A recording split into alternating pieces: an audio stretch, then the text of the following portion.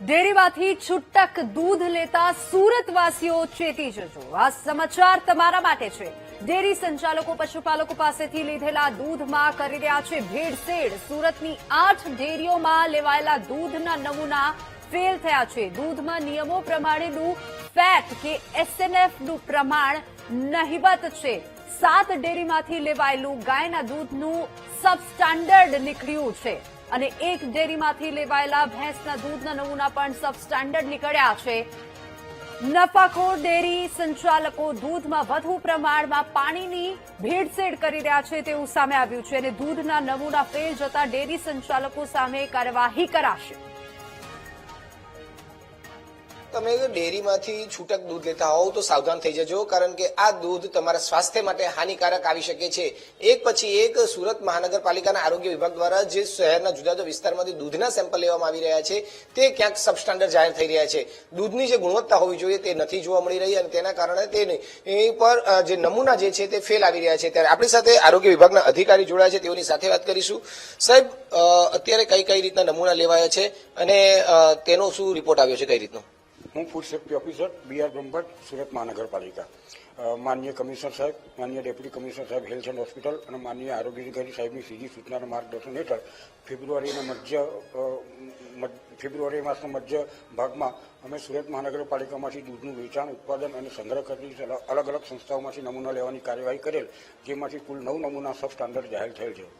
સાહેબ, કઈ રીતના દૂધના નમૂના છે, આઈસ્ક્રીમ છે, કઈ રીતનું આખું છે, કઈ જગ્યાએ? સુરત મહાનગરપાલિકા વિસ્તારમાં દૂધનું વેપાર કરતા તબેલાઓ, અલગ અલગ ડેરીઓ, અલગ અલગ બીજી સંસ્થાઓ જે લોકો સંગ્રહ કરતા હોય તેમજ બહારથી લાવીને વેચતા હોય તે બધામાંથી નમૂના લેવાની કાર્યવાહી હાથ ધરવામાં આવેલી હતી. સાહેબ, શું આવ્યું છે રિપોર્ટમાં? એટલે દૂધ કઈ રીતે એમ કહી શકાય કે સબસ્ટાન્ડર્ડ છે? દૂધમાં મિલ્ક ફેટ અને સોલિડ નોટ ફેટનું પ્રમાણ જે ધારા ધોરણ પ્રમાણે હોવું જોઈએ તેના કરતાં ઓછું જોવા મળેલ છે. સાહેબ, આ પ્રકારનું કરવાનું કારણ શું હોય? ડેરીવાળા જ્યારે દૂધ તો ભરવાડ પાસેથી લેતા હોય છે, રબારી પાસેથી, પછી એમાં આવી રીતે મિલાવટ કરવાનું કારણ શું હોય? મિલ્ક ફેટ અને સોલિડ નોટ ફેટનું પ્રમાણ ઓછું આવેલ છે એટલે કદાચ પાણીની મિલાવટ કરી હોય એવું બની શકે. સાહેબ, નાના બાળકોથી લઈ તમામ અત્યારે આ પ્રકારે છૂટક દૂધનું જે કરતા હોય છે ડેરીમાંથી એ લેવાનો વધારે આગ્રહ કરતા હોય છે, તો એ તો સ્વાસ્થ્ય સાથે સીધું હાનિકારક, કેટલું ગંભીર? જે લોકોની સામે કાયદામાં જે કડકમાં કડક કાર્યવાહી છે તે પ્રમાણે આગળ કાર્યવાહી કરવામાં આવશે. આઈસ્ક્રીમના પણ એક સેમ્પલ ફેલ આવ્યા છે, તો અત્યારે તો હવે ઉનાળો શરૂ થઈ રહ્યો છે, લોકો હવે આઈસ્ક્રીમ તરફ આગળ વધતા હોય છે, તો એ કેટલું ગંભીર ને કઈ રીતનું? આઈસ્ક્રીમના નમૂનામાં પણ મિલ્ક ફેટનું પ્રમાણ જે ધારાધોરણ પ્રમાણે હોવું જોઈએ તેના કરતાં ઓછું છે. તેમની સામે પણ food safety and standard act પ્રમાણે આગળ કાર્યવાહી કરવામાં આવશે. સાહેબ, એ લોકોને અપીલ સાથેનો એક વાત કરીએ તો કે જે દૂધ લોકો આરોગ્ય છે એ દૂધ જ જો આવી નકલી આવે કે સબસ્ટાન્ડર્ડ આવે તો શું કેવી રીતે ધ્યાન રાખવું જોઈએ, શું કહેશો? સારી ક્વોલિટીનું દૂધ ખરીદવા આગ્રહ રાખવાનો.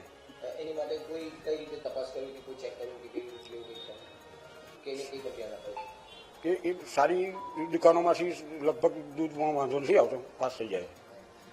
બિલકુલ. એટલે જે રીતે અત્યારે સુરત મહાનગરપાલિકાના આરોગ્ય વિભાગ દ્વારા શહેરના જુદા જુદા વિસ્તારમાંથી લેવામાં આવેલા સેમ્પલોમાંથી લેબોરેટરીમાં તપાસ કરવામાં આવી તો 9 જેટલી દુકાનોમાંથી જે દૂધના સેમ્પલ જે છે તે ફેલ થયા છે. એમાંથી 1 આઈસ્ક્રીમનું પણ સેમ્પલ ફેલ થયું છે.